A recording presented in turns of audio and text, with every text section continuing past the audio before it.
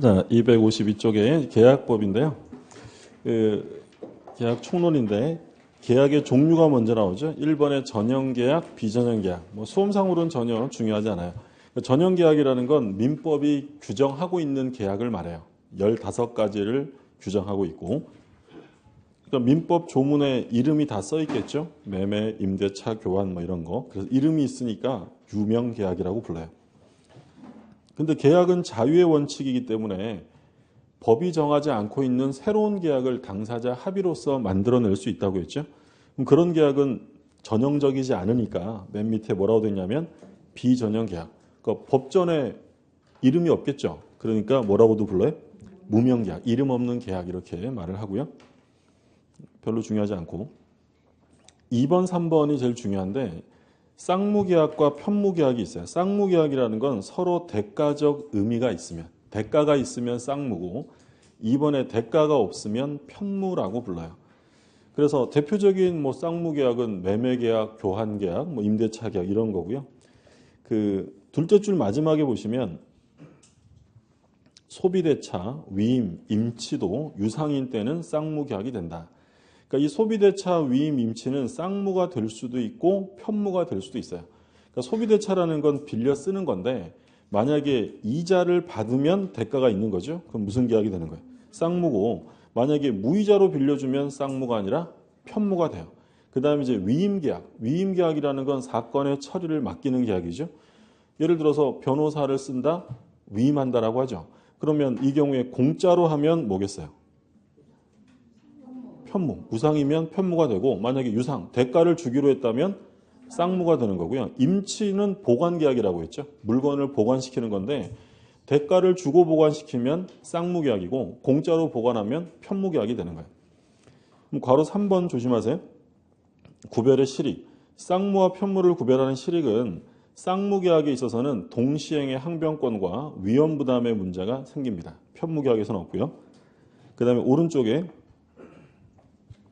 유상계약과 무상계약인데 계약의 전 과정을 통해 계약 당사자가 대가적 의의를 가진 재산상의 출연을 하면 그때는 유상, 대가적 출연이 없으면 무상이 돼요.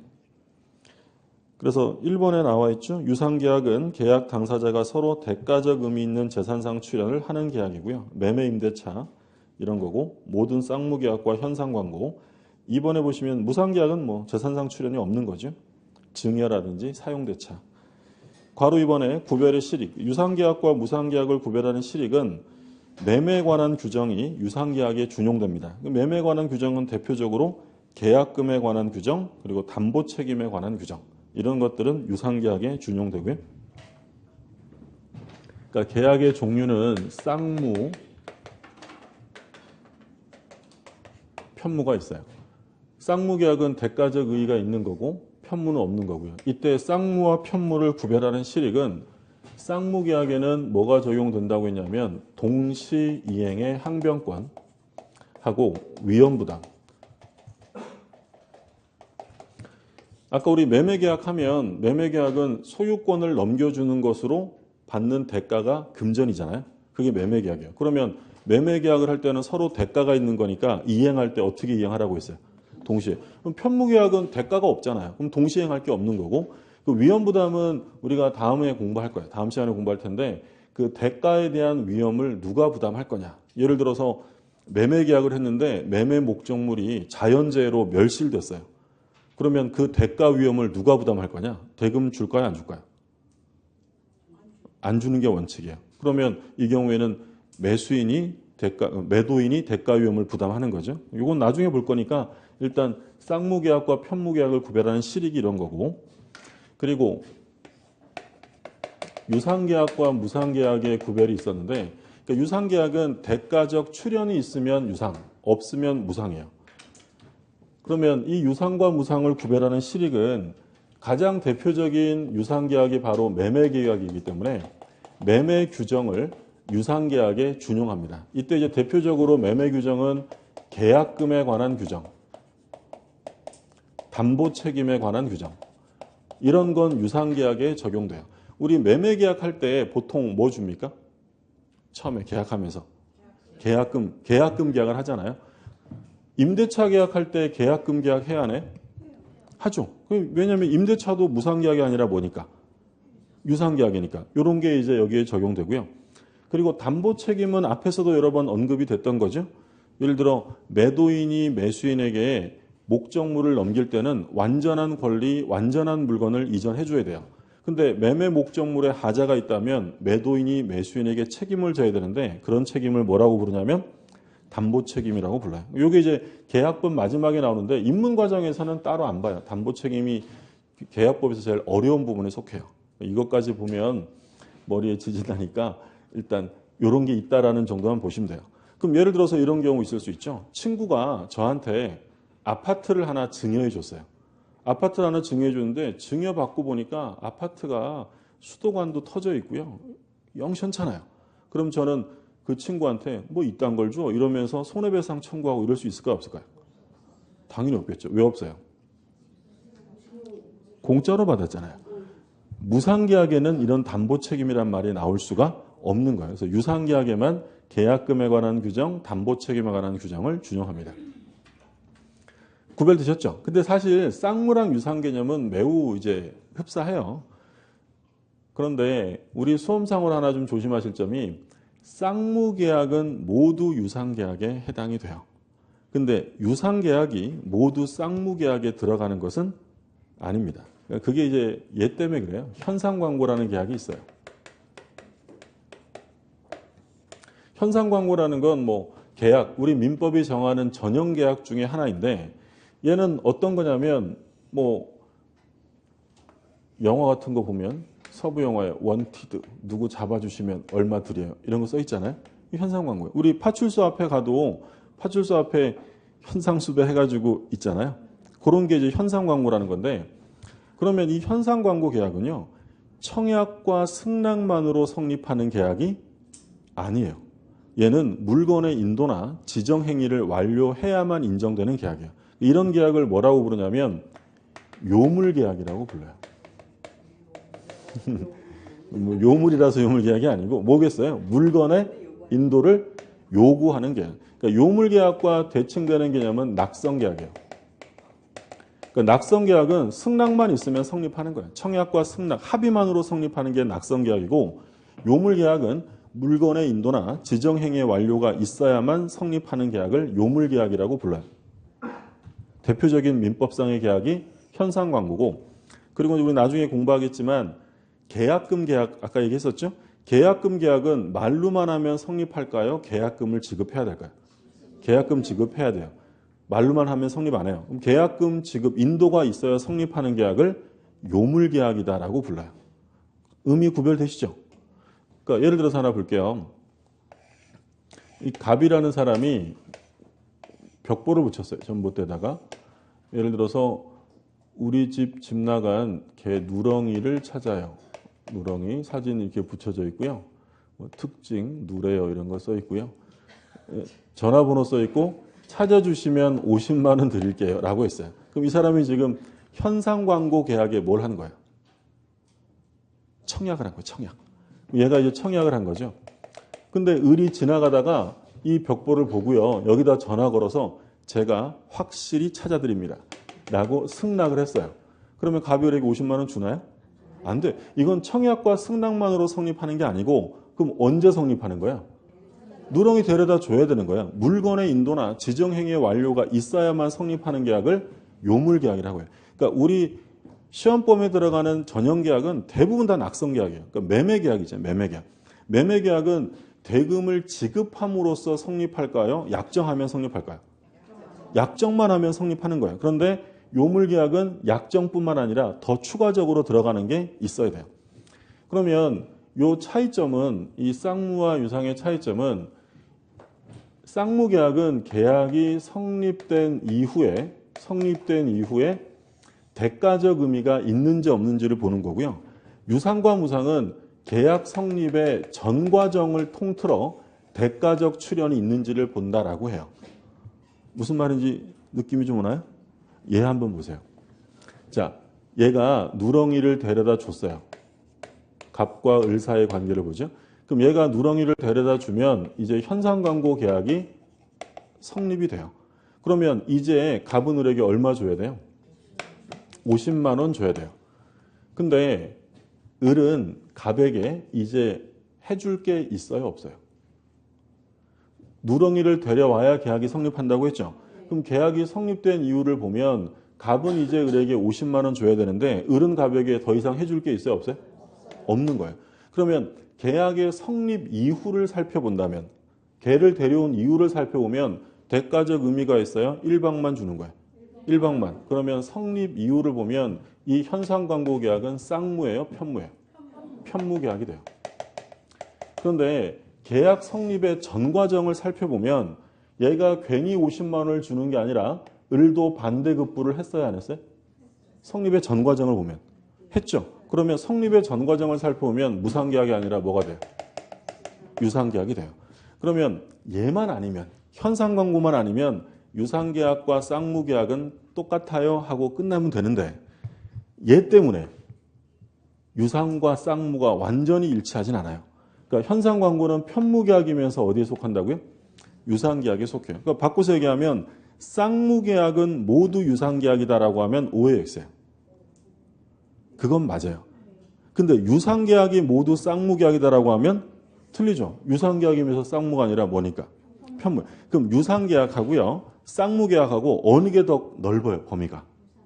유상계약. 이렇게 되는 거예요. 그러니까 유상계약이 있으면 이 안에 쌍무계약은 다 들어가고요. 그리고 지금 플러스 알파로 지금 현상광고 이런 게 들어가잖아요. 그러니까 지금 이 그림 보면 유상광고는 모두 쌍무계약이라고 하면 돼야 안 돼요? 아닌 게 있단 말이에요. 근데 쌍무계약은 모두 어디 안에 들어가요? 유상계약 안에 들어가는 거죠. 그래서 그 253쪽에 개념정리라고 해서 맨 위에 뭐라고 써있냐면 쌍무계약은 모두 유상계약인데 유상계약이 모두 쌍무계약인 것은 아니다. 이해되셨어요? 예. 가끔 출제돼요. 이게 무슨 수험상으로 중요해서, 이론상으로 중요해서 출제하는 게 아니라 잘 헷갈리게 생겼잖아요. 그러니까 틀리라고 출제해요. 쌍무계약은 모두 유상계약인데 유상계약이 다 쌍무계약인 건 아니다. 뭐 때문에 그렇다고요?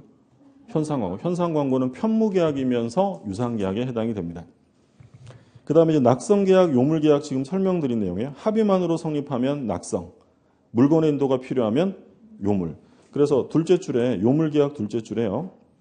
민법상 전형계약 중에서 현상광고만이 요물계약이고 비전형계약, 그러니까 민법이 규정하지 않는 계약에서는 계약금 계약, 대물변제. 그러니까 대물변제는 뭐라고 했냐면 대신 물건으로 변제하는 거예요. 그러면 제가 친구한테 10만 원 빌린 게 있는데 돈이 없어요. 그래서 제가 친구한테 야, 나 돈 없다. 10만 원 대신에 내가 시계로 대신 갚으면 안 돼? 친구가 좋아라고 했어요. 대물변제가 성립된 거야, 안 된 거예요? 안 된 거예요. 이건 대물변제 예약을 한 거고요. 대물변제 계약이 성립하려면 물건의 인도가 있어야 돼요. 시계를 풀어줘야 되는 거예요. 그래서 이런 것들을 낙성계약과 대비해서 뭐라고 부르냐면 요물계약. 아까 계약금 계약도 합의만 하면 돼요? 계약금 줘야 돼요? 줘야 돼요. 그런 게 요물계약인 거예요. 그 다음에 5번에 계속적 계약, 일시적 계약인데 뭐 계속적 계약은 당사자 사이의 계약 체결 이후에도 일정 기간 권리 의무가 지속되는 것을 계속적 계약이라 하고 한 번 하고 끝나는 게 일시적 계약이에요. 그러면 매매 계약은 매매 계약을 하고 뭐 1년, 2년 이렇게 상당 기간 권리 의무가 지속되어 소멸하는 거예요. 소멸 끝나는 거예요. 그럼 무슨 계약이에요? 매매 교환이란 건 일시적, 일회적 계약이고요. 대표적인 계속적 계약은 뭐가 있냐면 임대차예요. 임대차는 계약 체결 이후에 일정 기간 권리 의무가 지속이 되죠. 그럼 만약에 고용계약 한번 생각해보세요. 고용계약. 고용계약은 일시적 계약일까요? 계속적 계약일까요? 계속적 계약이에요. 그래서 이제 나중에 우리가 공부하겠지만 일회적인 계약을 끝낼 때 해제한다라는 말을 써요. 예를 들어 매매대금을 안 준다? 끝내는 걸 뭐라고 해요? 해제. 근데 임대차를 끝낼 때는 우리가 해제라고 하지 않고 해지라는 말을 쓰죠. 그러니까 계속적 계약을 끝내는 건 해지라고 부르고요. 일회적 계약을 소멸시키는 제도를 해제라고 불러요. 다음 페이지. 자, 본격적으로 이제 중요한 부분이 나오는데 계약의 성립에서는 뭐 매년 한 문제가 꼭 나와요.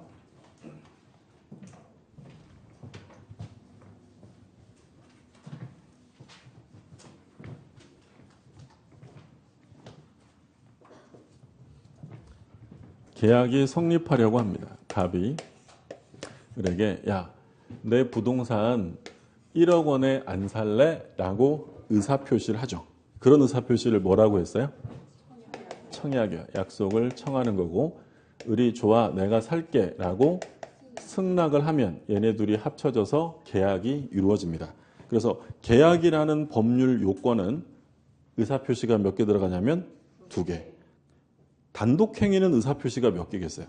하나 이렇게 되는 거예요. 그래서 우리 법률 요건 얘기할 때 한 개 이상의 법률 사실이 모여 요건이 된다라고 했어요. 제일 우리 처음 만나서 제일 처음에 한 얘기가 그거예요. 한 개 이상의 사실이 모여서 요건이 된다. 그러면 계약이라는 요건은 사실이 몇 개예요? 2개고 단독행위라는 요건은 사실이 하나. 그 자체로서 요건이 되는 거죠. 그러면 얘가 청약을 하고 을이 승낙을 하면 갑이 또 다른 의사표시를 하지 않아도 계약은 곧바로 성립되어야 돼요. 그렇기 때문에 이 청약은 반드시 구체적이고요. 확정적이어야 됩니다. 이번 시험에 이게 또 나왔어요. 청약은 구체적이고 확정적이어야 한다. 그러니까 이 청약이라는 것이 구체적이지 않고 확정적이지도 않으면 그건 청약이 아니고요. 그건 이제 뭐라고 비교하냐면 청약과 비교되는 개념은 청약의 유인이라는 말을 써요. 청약의 유인이라는 건 청약을 하도록 뭐 한다고요? 유인, 꼬드기는 거예요. 이게 청약의 유인이라는 거죠. 예를 들어서 광고를 냈어요. 광고 전단지를 뿌렸다. 이거 청약일까요? 유인일까요? 사실 꼬드기는 거잖아요. 그럼 청약의 유인은 구체적이 아니에요. 이거 오히려 두루뭉술하게 해서 꼬드기는 거잖아요. 그러면 청약의 유인을 받은 사람이 이거 마음에 들어요. 그러면 좋아 라고 의사표시하면 그건 청약이에요? 승낙이에요? 청약이 돼야겠죠. 그러니까 갑이 을한테 그 청약의 유인을 하면 을이 마음에 들면 청약하고 얘가 승낙하는 거잖아요. 이해되셨어요? 그러니까 예를 들어서 제가 집에 누워가지고 뒹굴뒹굴 하다가 TV를 봤는데 구인 광고가 떴어요. 근데 뭐 어떤 전자회사인데 연봉이 엄청 세요. 그거 청약의 유인이에요. 유인이요. 그러면 제가 그거 딱 보고 이 마음에 드네? 전화 걸어가지고요. 저 내일부터 갑니다. 이러면 그 회사 직원 돼요? 안 되는 거죠. 그럼 제가 원하면 뭐 해야 돼요? 저 이력서 써가지고 청약을 하고 그쪽이 다시 승낙하는 거잖아요. 그러니까 청약과 유인은 그런 점에서 달라요. 근데 청약이라는 건 상대방의 승낙만 있으면 계약이 곧바로 성립돼야 돼요. 그럼 우리 가끔 얘기하는 게 밖에 가동 중인 자판기가 있어요. 커피 자판기 있어요? 커피 자판기는 청약이에요? 유인이에요? 저게 구체적이에요? 구체적이지 않아요? 구체적이죠. 200원 주면 커피 주지 하고 딱 서 있잖아요. 그런 것들은 청약이라고 봐요. 근데 예를 들어서 뭐 길 가다 보니까 그 옷가게인데 쇼윈도에 예쁜 옷을 막 이렇게 걸어놨어요. 그럼 그건 청약일까요? 유인일까요? 그건 유인인 거예요. 그래서 청약은 구체적이고 확정적인 거고 광고 같은 건 대부분 다 청약의 유인이다라고 봐요. 그러면 이 청약은 반드시 이 특정인 어느 한 사람에게만 해야 될까요? 불특정 다수인에게 할 수 있을까요? 자판기 한번 생각해 보세요. 자판기가 어떤 한 사람에게만 팔아요? 불특정 다수에게 하는 거예요. 그렇죠. 신문 광고를 낼 수도 있잖아요. 제가 가지고 있는 자동차를 100만 원에 팝니다라고 광고를 냈다면 당연히 이것도 구체적이고 확정적이면 청약이 되는 거고 불특정 다수에게 할 수 있어요. 근데 얘가 승낙을 합니다. 승낙은 불특정 다수에게 할 수 있을까요? 청약자에게 해야 될까요? 청약자. 이거 가지고 시험에 굉장히 많이 내요. 청약은 불특정 다수인에게 할 수 있지만 승낙은 반드시 특정인, 청약자에게 해야 한다는 거죠. 교재를 한번 볼게요. 1번 계약의 성립인데 청약과 승낙에 의한 성립. 계약이 성립하려면 당사자의 서로 대립하는 의사표시인 청약과 승낙의 합치, 즉 합의가 있어야 한다. 그럼 만약에 합의가 없었다. 불합의였다. 불합의면 계약이 성립돼야 안 돼? 성립될 수 없는 거죠. 그럼 성립이 안 되면 무효이다, 취소이다 이런 말 쓸 수 있어요? 없어요? 없다라고 했죠. 무효 취소는 성립된 이후에 쓰는 말이고. 자, 괄호 1번에 청약 나오죠. 의. 청약은 승낙과 결합하여 일정한 계약을 성립시킬 것을 목적으로 하는 일방적 확정적 의사표시로 법률 사실이다. 이렇게 되어 있고요. 2번에 청약의 성질과 요건. 동그라미 1번은 의사표시라는 점 읽어보시고, 자, 2번이 시험에 계속 나옵니다. 청약은 상대방 있는 의사표시이지만 그 상대방은 특정인이 아니더라도 상관없다. 그러니까 불특정 다수인에게 청약할 수 있어요. 자판기 설치라는 거 나왔고, 그 다음에 3번은 말씀드린 것처럼 청약과 유인을 구별한다라고 되어 있죠. 자, 오른쪽에 청약의 효력입니다. 청약은 언제 효력이 발생해요? 발송 시에요? 도달돼야 돼요? 도달돼야죠. 그렇죠? 그래서 도달하면 효력이 발생이 되고요. 밑에 527조 조문을 보세요. 청약의 구속력인데 계약의 청약은 이를 철회하지 못한다. 그럼 언제부터 철회가 안 된다는 거죠? 도달되면. 도달돼야 효력이 생기잖아요. 그럼 청약은 도달되면 그때부터는 철회할 수 없다. 그럼 다른 말로 표현하면 도달되기 전까지는 철회할 수도 있다라는 거예요. 그 다음에 이제 528조 1항을 보세요. 승낙의 기간을 정한 계약의 청약은 청약자가 그 기간 내에 승낙의 통지를 받지 못한 때에는 그 효력을 잃는다. 그러니까 승낙 기간을 정했다면 승낙을 그 기간까지 받아야 돼요. 그 기간 넘어가면 더 이상 청약은 존속하지 않습니다. 그러면 2항 3항은 바로 뒤에 나올 거고 529조 먼저 보세요. 529조. 승낙의 기간을 정하지 아니한 계약의 청약은 청약자가 상당한 기간 내에 승낙의 통지를 받지 못한 때에는 그 효력을 잃는다. 그러면 좀 전에 읽은 조문과 비교하면 승낙 기간을 정했다면 언제까지 받으라고요? 승낙 기간까지. 그럼 승낙 기간을 안 정했다면 언제까지 받으래? 상당한 기간까지 받으면 돼요. 넘어가면 효력을 잃게 된다는 거죠. 그럼 여기서 알 수 있는 점은 청약을 할 때는 승낙 기간을 정해서 해야 돼요? 정할 필요 없어요? 정하지 않아도 돼요. 언제까지 받으면 되니까. 상당한 기간까지. 갑이 을한테 청약을 합니다. 근데 청약을 하면서 얘가 이제 예를 들어 12월 1일 날 청약했고 청약서가 3일 날 도달되었는데 12월 15일까지 승낙을 해달라고 승낙 기간을 정했어요. 근데 이 을이 12월 14일 날 승낙서를 보내서 이 승낙서가 12월 16일에야 도달이 되었다. 자, 그러면 이 경우에는 계약의 효력을 인정할 수 있다는 거예요? 없다는 거예요?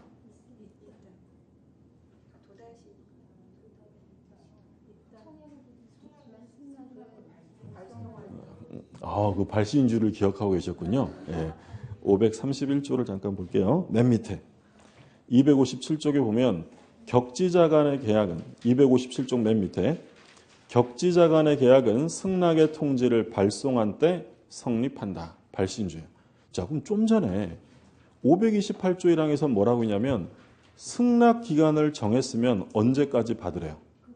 기간까지. 이거 넘어가면 인정 안 된다라고 했어요.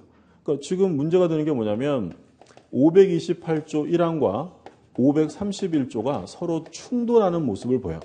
그러니까 여기서는 승낙기간 정했다면 기간까지 받아라. 기간 넘어서 받으면 인정 안 해준다는 거예요. 근데 531조는 승낙서를 보내면 계약을 인정해 준다잖아요.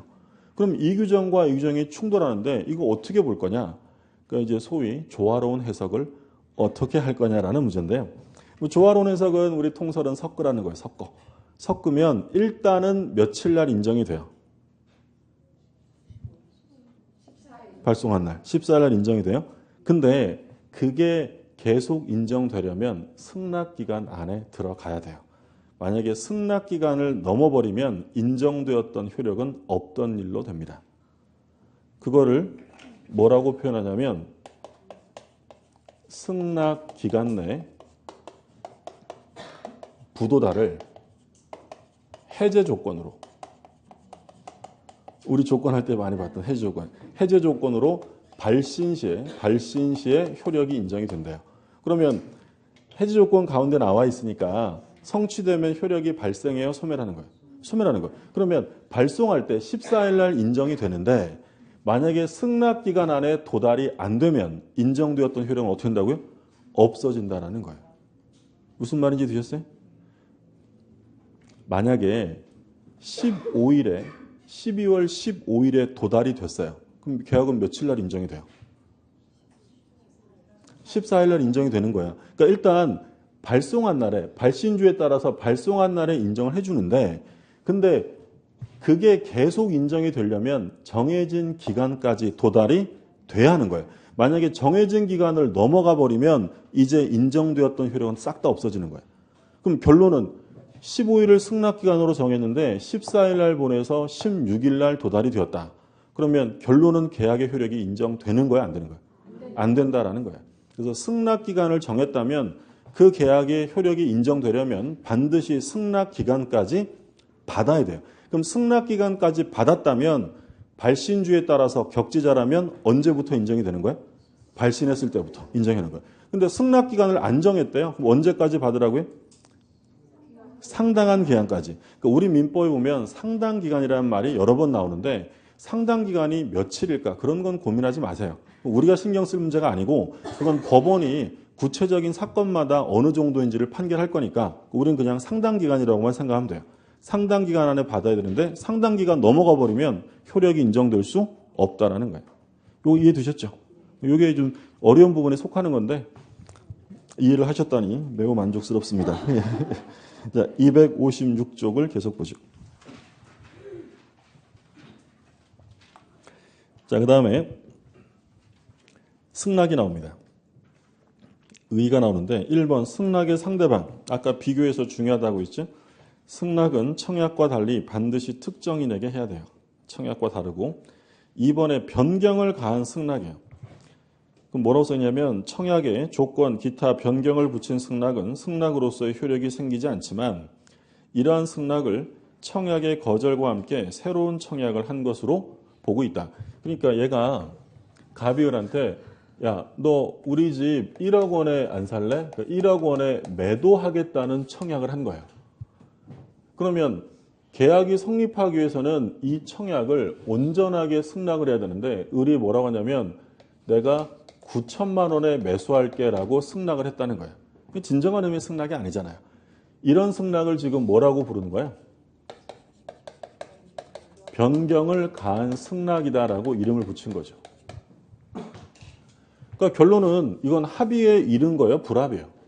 불합이에요. 불합이면 아예 계약이 성립된 게 아니기 때문에 뭐 취소한다 이런 말을 쓸 수가 없는 거고요. 근데 우리 법은 이런 변경을 가한 승낙은 뭘로 인정해 주냐면 새로운 청약으로 인정을 해준대요. 그러면 이 갑이 9천만 원이라도 팔고 싶으면 다시 청약해야 돼요? 승낙만 하면 돼요? 승낙만 하면 되는 거예요. 승낙만 하면. 무슨 말인지 드셨죠? 그래서 조건을 붙이거나 변경을 가한 승낙은 이건 뭐로 인정하는 거냐면 새로운 청약으로 인정이 된다. 그러니까 예를 들어 이런 경우 있을 수 있잖아요. 갑이 을한테 야, 너 내 노트북 100만 원에 사 이랬어요. 그랬더니 을이 나 그냥 90만 원이면 살게 이럽니다. 그랬더니 갑이 됐어 그러면 그랬더니 을이 그래 그러면 내가 100만 원에 살게 라고 했대요. 계약은 성립돼야 안 돼요? 이게 무슨 말인지 이해되셨어요? 그러니까 매도인이 매수인한테 갑이 을한테 야, 내 노트북 100만 원에 안 살래 이랬더니 을이 90만 원에 살게 이럽니다. 갑이 됐어 그랬더니 을이 아니야 100만 원 줄게. 계약이 성립돼야 안 돼요? 안 되는 거예요. 갑이 을한테 100만 원에 판다 그랬더니 을이 뭐라 그랬어요? 90만 원에 산다고 한 거죠. 그럼 얘 뭐 한 거죠? 변경을 가해서 새 청약을 한 거예요. 근데 갑이라는 사람이 응했어요? 응하지 않았어요? 응하지 않은 거예요. 그러면 얘가 나중에 그럼 100만 원에 살게라고 한 건 또 청약을 한 거지 승낙이 될 수 없는 거예요. 이미 갑은 마음이 많이 상했어요. 네. 그렇기 때문에 계약이 성립되는 건 아니고 그래서 변경을 가하거나 조건을 붙이거나 이러면 그건 뭐로 인정한다고요? 새로운 청약이지 승낙은 아니고요. 그 얘기가 첫 번째 나왔고 뭐 입문 과정이라서 그걸 뭐 설명하다 보니까 길게 나와 있는데 뭐 앞에 두 줄만 이해하시면 끝이에요. 그다음에 오른쪽에 보면 승낙의 자유. 이건 뭐 당연한 거죠. 승낙을 할지 안 할지는 자유고 너 내일까지 아무 말도 안 하면 계약은 체결이다 라고 했어요. 아무 말도 안 하면 계약이 성립돼야 안 돼?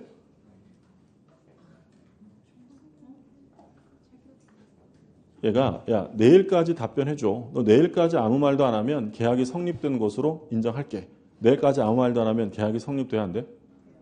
그러니까 가만히 생각해 보세요. 그 댁에 계시는데 전화가 한 통이 왔어요. 전화 한 통 와서 여기 강남역 앞에 있는 공인중개사 사무실인데요. 여기 500평짜리 좋은 땅 나왔거든요. 내일까지 말 안 하면 사는 겁니다. 끊었어요. 그럼 내일까지 말 안 하면 사야 돼요? 말도 안 되는 거잖아요. 승낙을 할지 안 할지는 자기 마음인 거고 이건 뭐 승낙 의무가 아니라 회답할 의무도 없어요. 그러니까 이런 것으로 당사자를 구속할 수는 없습니다. 당연한 얘기고. 그 다음에 연착된 승낙인데 일본의 통상적인 연착이에요. 그러니까 승낙 기간을 넘은 거죠. 조심하실 점. 둘째 줄에 다만 이러한 연착된 승낙은 뭘로 봅니까? 새로운 청약. 그러면 새로운 청약으로 보는 게 두 개 나왔어요. 뭐하고 뭐예요? 변경을 가한 승낙. 요거 한번 보세요. 지금 이 승낙이 바로 연착이 된 거죠. 연착된 승낙, 승낙 기간 넘었으니까 계약이 인정될 수 없다고 했어요. 근데 이건 뭐로 인정하냐면 새로운 청약이에요. 그러면 갑이 원하면 다시 청약해야 돼요? 승낙만 하면 돼요? 승낙만 하면 돼요. 그래서 우리 민법이 지금 정해놓은 거 새로운 청약으로 인정되는 건 두 개예요. 변경을 가한 승낙이랑 연착된 승낙이에요. 이건 왜 늦게 들어갔죠? 늦게 보냈으니까 늦게 갔죠.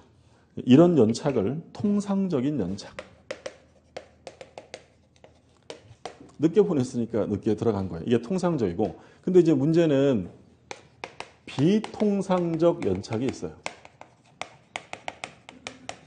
그럼 이건 어떤 걸 말하냐면 일찌감치 보냈는데 무슨 문제가 생기는 바람에 연착된 경우예요. 그게 2항에 나옵니다. 2항. 그 257쪽에 법조문 박스 528조 1항은 아까 보셨어요?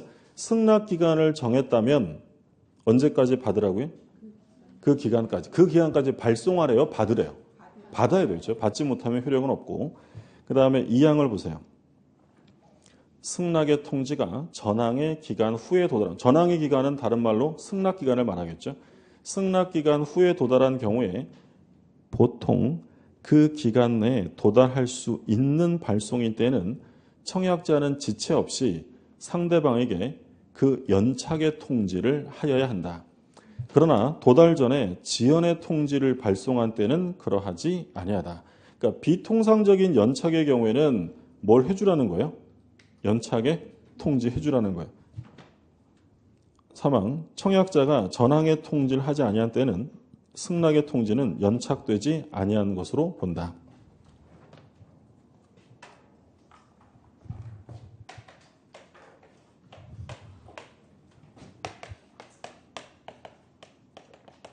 승낙 기간을 15일로 정했고요. 12월 3일 날 청약서가 들어왔는데 을이 마음에 들어서 12월 8일 날 승낙서를 보냅니다. 그럼 12월 8일 날 승낙서를 보냈다면 보통이라면 기간 내에 도달이 되겠죠. 8일 보냈으면 당연히 15일 안까지는 들어오잖아요. 근데 예를 들어서 우체국에 무슨 특별한 사정이 생기는 바람에 이게 12월 17일에야 들어갔다라는 거예요. 그러면 승낙 기간을 정했는데 그거보다 늦게 도달되었으니까 우리가 지금 공부한 바에 의하면 계약의 효력이 인정돼야 안 돼요? 안 돼요. 근데 이제 문제는 뭐냐면 을의 입장에서 한번 보면 8일 날 보냈어요. 그러면 을은 계약이 정상적으로 성립됐다고 생각할까요? 안 될 거라고 생각할까요? 당연히 됐다고 생각하겠죠. 이렇게 일찌감치 보냈으니까. 그러면 을의 신뢰도 고려를 해줘야 되기 때문에 이 경우에 갑이 이 계약을 원하지 않는다면 을에게 네 승낙서가 뭐야? 연착되었다라는 연착의 통지를 해줘야 한다는 거야. 만약에 이걸 안 해주면 계약은 연착되지 않아서 정상적으로 성립된 것으로 보겠다라는 거죠. 이해되셨어요? 그러니까 제가 갑이에요. 15일을 승낙기간으로 정해서 청약서를 보냈는데 17일에 승낙서가 저한테 온 거야. 늦었네? 이렇게 봤더니 우편 소인이 8일로 찍혀 있는 거예요. 그럼 이거 이상하네? 이렇게 왜 늦었지? 라고 했을 때는 만약에 이 사람이 이 계약을 그냥 하고 싶으면 어떻게 하면 돼요? 그냥 있으면 돼요. 가만히 있으면 돼요. 가만히 있으면 연착되지 않은 것으로 보아 정상 성립이에요. 근데 제가 마음이 바뀌어서 이거 하기 싫어졌던 참이에요. 그런 경우에 하기 싫으면 얼른 뭐 하라고요? 연착의 통제. 연착의 통제하지 않으면 계약은 정상적으로 성립됩니다. 며칠이에요? 그러니까 요거 뭐 시험에도 출제됐었는데 이거 쭉 설명한 다음에 연착에 통제하지 않고 무시한 경우에 계약이 성립되는 날짜는 딱 오지선다 나오잖아요. 1, 2, 3, 4, 5 며칠일까요? 격지자니까 언제? 승낙서를 발송한 때 발신주에 따라서 8일날 계약이 성립되어져요. 이해되셨어요? 네. 근데 12월 16일에 여기서 12월 16일이라는 것은 승낙기간은 넘었는데 연착된 승낙서는 받은 거예요? 아직 안 받은 거예요? 아직 안 받은 거죠. 그때 갑이 미리 을한테 야, 네 승낙서가 아직도 안 왔어 라고 미리 지연의 통지를 발송합니다. 지연의 통지를 발송하면 17일 날 받은 다음에 또 연착의 통지를 해야 돼요? 이제 할 필요 없는 거예요. 할 필요 없는 거죠. 미리 했잖아요. 조문 다시 볼게요. 2항. 승낙의 통지가 승낙기간 후에 도달한 경우에 보통 그 기간 내에 도달할 수 있는 발송인 때에는 청약자는 지체 없이 상대방에게 연착의 통지를 해야 한다. 그러나 도달 전에 미리 뭐 했어요? 지연의 통지를 발송했다면 또 연착의 통지를 할 필요는 없다라는 거예요. 미리 알려줬으니까. 그리고 3항에 보시면 전항의 통지를 하지 않으면 연착되지 않은 것으로 보아서 계약은 정상 성립이 된다. 이 그림 다시 볼게요. 갑이 을이 12월 14일 날 보내서 승낙기간을 넘어 16일에 도달이 되었습니다. 갑은 을에게 연착의 통지를 해야 돼요? 할 필요 없어요? 그러니까 만약에 지문에 이 사례에서 갑이 을에게 연착의 통지를 하지 않았다면 12월 14일 날 계약이 성립된 것으로 본다라고 하면 틀려요. 연착의 통지를 아무 때나 하는 게 아니고 보통이면 기간 내 도달이 되었을 때만 하는 거야. 이거는 왜 늦게 들어갔다고요? 늦게 보냈으니까. 이런 건 계약이 그냥 인정 안 되고 끝나는 거예요. 이건 그냥 새 청약으로 원하면 다 승낙만 하면 되는 거고 원하지 않으면 그냥 끝나는 거예요. 근데 얘는 뭐예요? 이렇게 일찌감치 보냈는데 늦게 도달했다. 특별한 사정이 있잖아요. 이런 경우에만 연착의 통지를 하라는 거지 연착되었다고 해서 무조건 다 연착의 통지를 하라는 의미는 아니다라는 거예요. 구별되셨죠? 네, 그 얘기고. 자, 그 다음 계약의 성립 시기 1번의 뭐 대화자 간의 승낙은 일반 원칙인 도달주의고 발신주의를 취하는 건 대화자가 아니라 격지자였죠. 격지자는 발신주의. 다음 페이지 볼게요. 자, 이제 얼마 안 남았어요. 예, 힘 좀 내시고 표정들이 당 떨어진 표정인데 예, 힘 좀 내세요. 그러니까 지금 2번에 보면 기타 방법인데 그러니까 지금까지 본 건 계약이 성립하는 일반적인 모습, 청약과 승낙으로 계약이 성립하는 모습들을 본 거예요. 근데 지금 나오는 건 그 이외 방법으로 성립할 수 있다. 두 가지가 나와요. 자, 1번 교차 청약에 의한 성립 533조를 보죠. 당사자 간에 동일한 내용의 청약이 상호 교차된 경우에는 양 청약이 상대방에게 도달한 때 계약이 성립한다.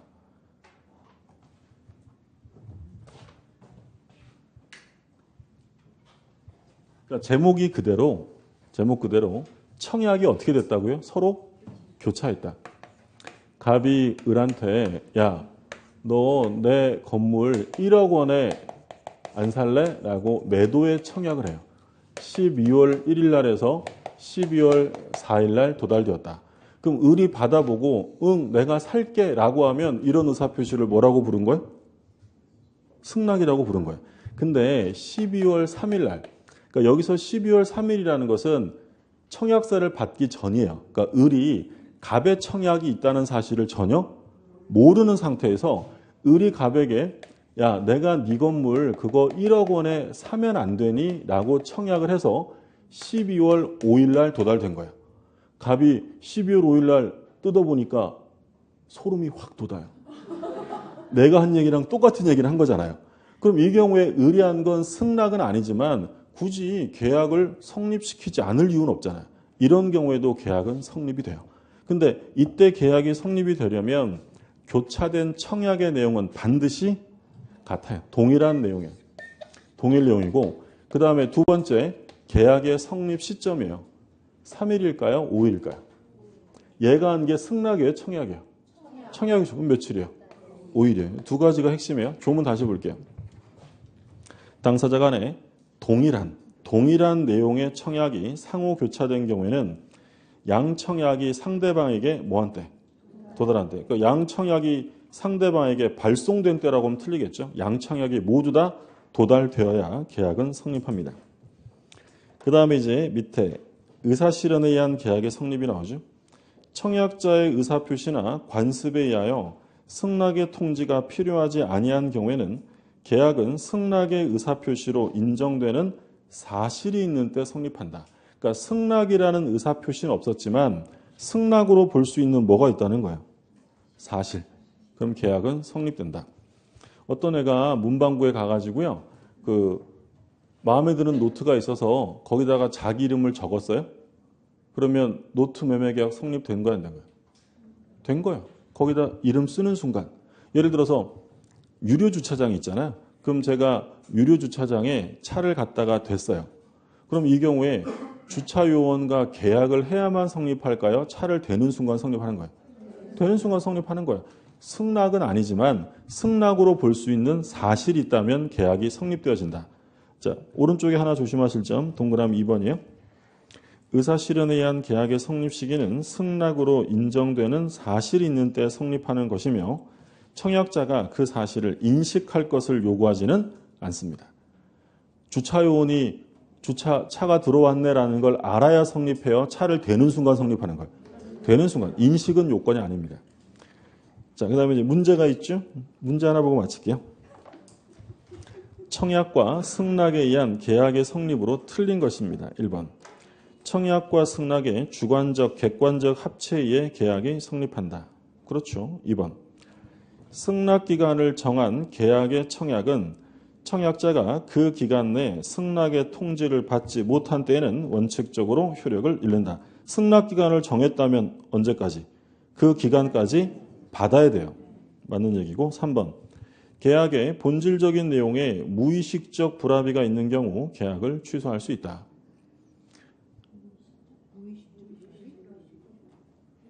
굉장히 부드러우니까 맞는 것 같지만 중요한 건 의식적이든 무의식적이든 주요 내용에 불합의가 있었대요. 그럼 불합의가 있으면 계약이 성립돼야 안 돼요? 안 돼요. 이건 다른 말로 고치면 계약이 성립되지 않아도 취소할 수 있다. 이 말이에요. OX예요. 틀리죠? 무효나 취소라는 말은 최소한 계약이 성립된 이후에만 쓰는 거지 성립되지 않았는데 취소한다는 말을 써서는 안 된다고 했죠. 정답은 3번이고요. 4번. 불특정 다수인에 대해서 청약이 가능하고요. 5번. 격지자 간의 계약에서 청약은 그 통지가 상대방에게 도달한 때 효력이 발생한다. 어떤 단어가 눈에 들어와야 돼요? 청약이 들어와야 돼요. 청약이.